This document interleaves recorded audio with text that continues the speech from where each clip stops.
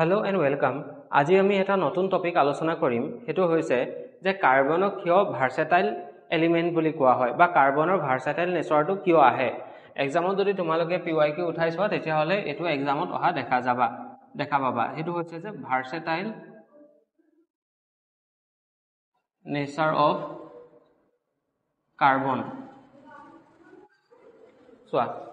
বহুত বেছি ইম্পৰ্টেন্ট হয় ইয়াত দুটা ইম্পৰ্টেন্ট টপিক সোমাই আছে ভালকে চাই যাবা ভাৰ্সেটাইল নেচাৰ অফ কাৰ্বন হৰাই দুটা ৰিজনত হয় দুটা ৰিজনত এক ভাৰ্সেটাইল নেচাৰ অফ কাৰ্বন বুলি ক'ব পাৰি এক নম্বৰটো হৈছে যে ইয়াৰ এটা ডেফিনেশন মূলক এটা প্ৰক্ৰিয়া আছে তাক কোৱা হয় কেটিনেশন বুলি কয় কেটিনেশন মানে কি হয় চোৱা যে এটা কাৰ্বন আন কেইবাটাও কাৰ্বনৰ সৈতে লগ হৈ এটা দীঘলীয়া শৃংখল বনাব পাৰে মই কি কৈছো চোৱা যে এটা কাৰ্বনে আন এটা কাৰ্বনৰ সৈতে লগ হৈ দীঘলীয়া শৃংখল বা দীঘল চেইন এডাল বনাব পাৰে ঠিক আছে এই নেচাৰটো কিন্তু অন্য তুমি এটম বা মলিকুলাৰ পাবলৈ দিগদাৰ হয় নোপোৱা কাৰ্বনৰ পোৱা যায় আৰু হেতু কাৰণে এটা ৰিজন যা কাৰ্বনক ভাৰ্সেটাইল কম্পাউন্ড বুলি কোৱা হয় তো এনেকে দীঘলীয়া কম্পাউন্ড বনাই কাৰ্বনে ভেৰিয়াছ কম্পাউন্ড বনাব পাৰে যেনেকে চোৱা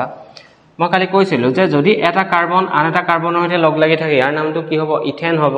যদি তিনটা কাৰ্বনৰ সৈতে লগ লাগি থাকে ইয়াৰ নামটো কি হ'ব প্ৰপেন হ'ব মানে প্ৰতিটো ষ্টেপতে কি আছে যে কাৰ্বনে বেলেগ কম্পাউন্ড বেলেগ এলিমেন্ট বনাব পাৰিছে তো কাৰ্বনৰ এই পদ্ধতিটোক বা কাৰ্বনৰ এই গুণটোক যাৰ জৰিয়তে হিয়তি এটা আনটোৱে সংলগ্ন হৈ দীঘল চেইন বনাব পাৰে তাক কি বুলি কয় কেটিনেশন বুলি কোৱা হয় কেটিনেশন এটা চোৱা কাৰ্বন আৰু আন এটা কাৰ্বন এনেকুৱাকে সিঙ্গল বন্ডিও লগ হ'ব পাৰে নহলে কাৰ্বন আৰু আন এটা কাৰ্বন ডাবল বন্ডিও লগ হ'ব পাৰে নহলে ট্ৰিপল বন্ডিও হিয়তি লগ হ'ব পাৰে সদায় মনত ৰাখিবা যদি কাৰ্বন আৰু কাৰ্বনে যদি সিঙ্গল বন্ড হৈ লগ হয় তেতিয়া হলে তাক কি বুলি কোৱা হয় স্যাচুৰেটেড বুলি কোৱা হয় আৰু যদি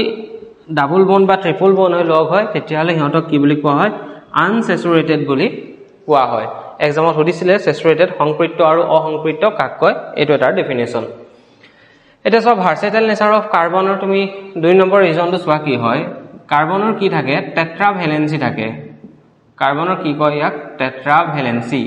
টেট্ৰাভেলেন্সি অৰ্থটো কি হয় চোৱা কাৰ্বনৰ ভেলেন্সত কিমানটা ইলেক্ট্ৰন থাকে 4টা ইলেক্ট্ৰন থাকে তাৰ মানে এই 4টা ইলেক্ট্ৰন এৰি দি কি হৈছে বা 4টা ইলেক্ট্ৰন গ্ৰহণ কৰি হি বেলেগ মৌলৰ লগত অতি সোনকালে খুব সোনকালে ই লগ লাগি যাব পাৰে যেনেকে ধৰা CO2 আমি কৰিছিলো CO2 হৈছে CH4 এনে হি ভেৰিয়াছ এটমৰ সৈতে বা মলিকুলাৰ সৈতে লগ লাগি বেলেগ কম্পাউন্ড বনাব পাৰে ডিউ টু ইটস টেট্ৰাভেলেন্সি আৰু ইয়াকে কি বুলি কোৱা হয় বা ইয়াৰ বাবে কি আছে যে কাৰ্বনৰ এটা ভাৰ্সেটাইল বা গুণবশত বহু গুণ সম্পন্ন এটা নেচাৰ আহে